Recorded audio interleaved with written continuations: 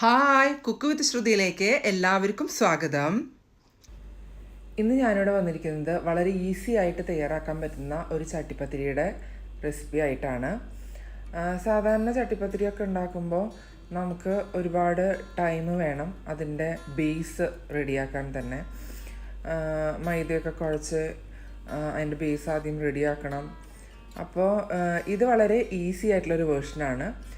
അതിൻ്റെ ഫില്ലിങ്ങിനായിട്ട് നമ്മളിവിടെ എടുത്തിരിക്കുന്നത്, അതിപ്പോൾ നിങ്ങളുടെ ഇഷ്ടത്തിന് എടുക്കാം. ബീഫ് വേണമെങ്കിൽ ബീഫ് എടുക്കാം. ഞാനിവിടെ ഫിഷാണ് എടുത്തിരിക്കുന്നത്. ബീഫോ ചിക്കനോ മട്ടനോ എന്ത് വേണമെങ്കിൽ അത് നിങ്ങളുടെ ഇഷ്ടത്തിന് എടുക്കാം. ഞാനിവിടെ ഫിഷാണ് എടുത്തിരിക്കുന്നത്. ഫിഷ് മഞ്ഞളും ഉപ്പും ഇട്ട് വേവിച്ച് അതിൻ്റെ ബോണെല്ലാം മാറ്റിയിട്ട് ഷ്രെഡ് ചെയ്ത് വെച്ചിരിക്കുകയാണ്. പിന്നെ വേണ്ടത് ഒരു 2 മീഡിയം സൈസ് സവോള ചോപ്പ് ചെയ്തതാണ്. അത് രണ്ടും ഞാനിവിടെ വെച്ചിട്ടുണ്ട്. ഇനി ഇതിലേക്ക് വേണ്ടത് പൊടികൾ വേണം. മുളക് പൊടി വേണം, ഗരം മസാല വേണം, മല്ലിപ്പൊടി വേണം.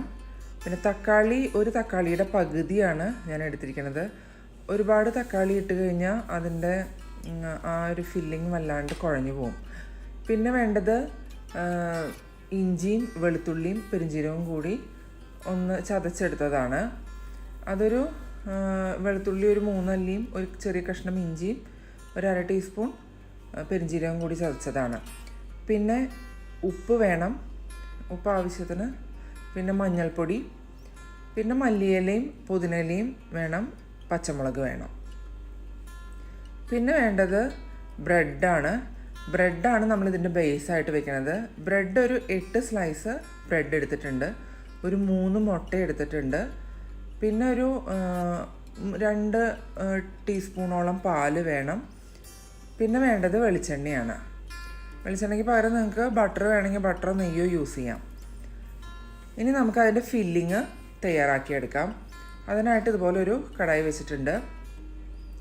അതിലേക്ക് അത് ചൂടാകുമ്പോൾ നമുക്ക് കുറച്ച് വെളിച്ചെണ്ണ ഒഴിച്ചു കൊടുക്കാം.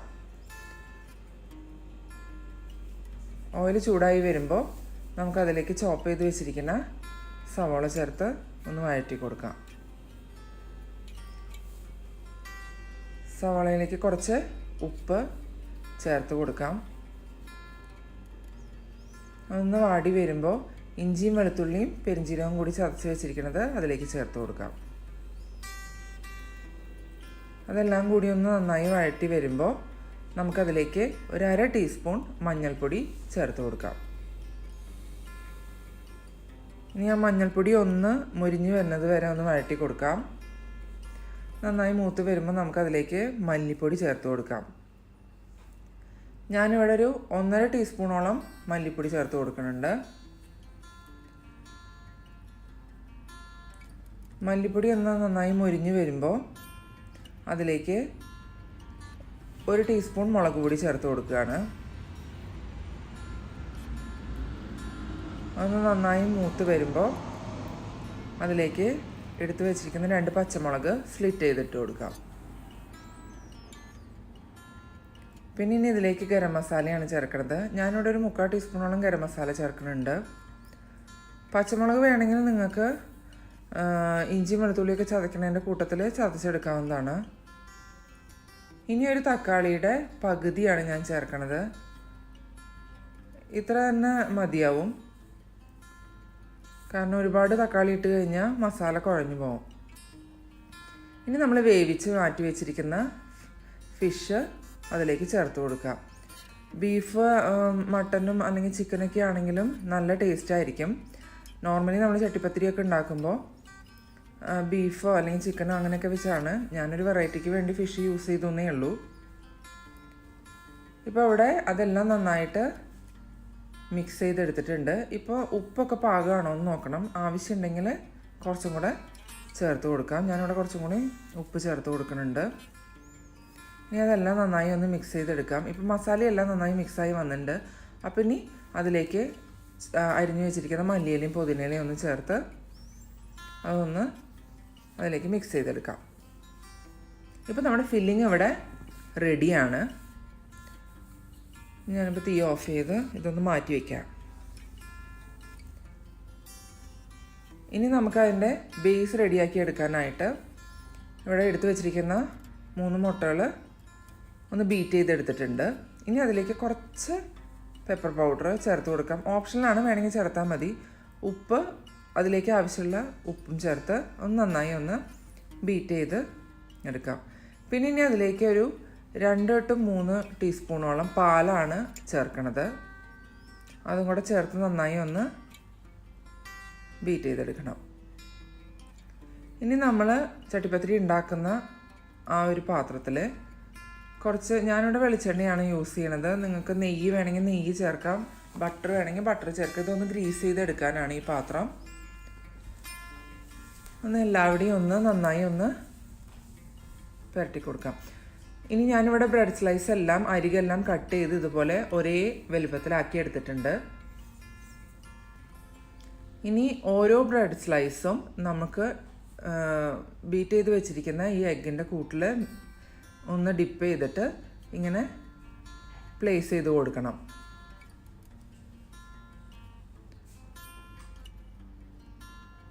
അധികം ഗ്യാപ്പൊന്നും ഇല്ലാതെ അടുപ്പിച്ച് വെക്കാനായിട്ട് ശ്രമിക്കണം. ഇനി ചെറിയൊരു ഗ്യാപ്പൊന്നും കുഴപ്പമില്ല, നമ്മളത് ലാസ്റ്റ് ഈ എഗ്ഗിൻ്റെ കൂട്ട് ഒഴിച്ച് കൊടുക്കുമ്പോൾ അത് ഫില്ലായിക്കോളും. ഇനി ഇതിൻ്റെ മുകളിൽ നമ്മൾ ഉണ്ടാക്കി വെച്ചിരിക്കുന്ന ഫില്ലിങ് നിരത്തി കൊടുക്കാം. അപ്പോൾ ഞാനിവിടെ ഫില്ലിങ് എല്ലാം നിരത്തിയിട്ടുണ്ട്. ഇനി അതിൻ്റെ മുകളിൽ അടുത്ത ലെയർ ബ്രെഡിൻ്റെ സ്ലൈസസ് ഈ എഗ്ഗിൻ്റെ കൂട്ടിൽ മുക്കിയിട്ട് വെച്ച് കൊടുക്കാം. ഇതിപ്പോൾ ബ്രെഡ് ആയതുകൊണ്ട് തന്നെ ഒരു സെറ്റ് നിരത്തുമ്പോൾ തന്നെ അത് അത്യാവശ്യം കട്ടി ഉണ്ടാവും. ഇല്ല നിങ്ങൾക്ക് ഇനി ഒരു ലെയറും കൂടി വെക്കണമെങ്കിൽ അങ്ങനെ വെക്കാം. ഞാനിപ്പോൾ ഇവിടെ ഒരു ലെയർ മാത്രമേ വെക്കണുള്ളൂ.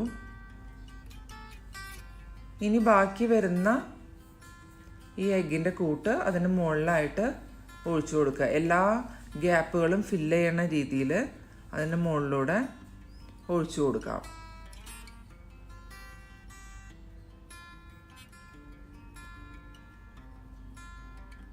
ഇപ്പോൾ ഇവിടെ ഗ്യാപ്പുകളെല്ലാം ഫില്ലാവുന്ന രീതിയിൽ ഞാൻ എഗ്ഗിൻ്റെ കൂട്ട് ഒഴിച്ചു കൊടുക്കുകയാണ്.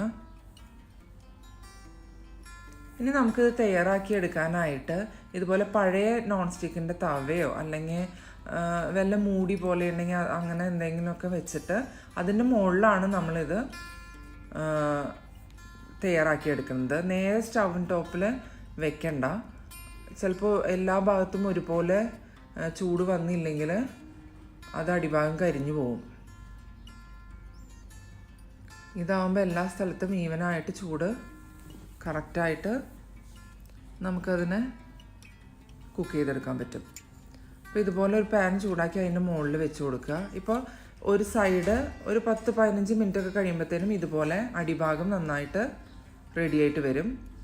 അപ്പം നമുക്കൊന്ന് ഫ്ലിപ്പ് ചെയ്തിട്ട് കൊടുക്കണം. അപ്പോൾ ഇതുപോലെ വേറൊരു പാനിലേക്ക് നമുക്കിതുപോലെ ഒന്ന് ഗ്രീസ് ചെയ്ത് കൊടുത്ത് അതിനെ ഒന്ന് മറിച്ച് ഇടണം. ഇപ്പം ഞാനിങ്ങനെ ഒന്ന് ഫ്ലിപ്പ് ചെയ്ത് അടുത്ത ഭാഗം കുക്ക് ചെയ്തെടുക്കുകയാണ്. ഒരു 5 മിനിറ്റൊക്കെ വെക്കുമ്പോഴത്തേനും ആ ഭാഗവും നന്നായി ഒന്ന് മുരിഞ്ഞു വരും. ഇപ്പോൾ ഒരു 5 മിനിറ്റ്സോളം ആയിട്ടുണ്ട്. അപ്പോൾ അടുത്ത ഭാഗവും നന്നായിട്ട് ആയിട്ടുണ്ട്. ഇപ്പം ഇനി നമുക്കതിനെ ഒന്ന് പ്ലേറ്റിലേക്ക് മറിച്ചിട്ട് കൊടുക്കാം. ഇത് നോർമൽ ചട്ടിപ്പത്തിരി ഉണ്ടാക്കണേക്കാളും ഈസി ആയിട്ട് പെട്ടെന്ന് തയ്യാറാക്കി എടുക്കാൻ പറ്റും. കാരണം 10-15 മിനിറ്റേ വേണ്ടൂ. ഇവിടെ ഇപ്പോൾ ചട്ടിപ്പത്തിരി റെഡി ആയിട്ടുണ്ട്. കണ്ടോ, ഫില്ലിംഗ് ഒക്കെ നല്ല ഇതായിട്ട് വന്നിട്ടുണ്ട്. നിങ്ങളെല്ലാവരും ഇത് ട്രൈ ചെയ്ത് നോക്കണം, വളരെ ഈസിയാണ്.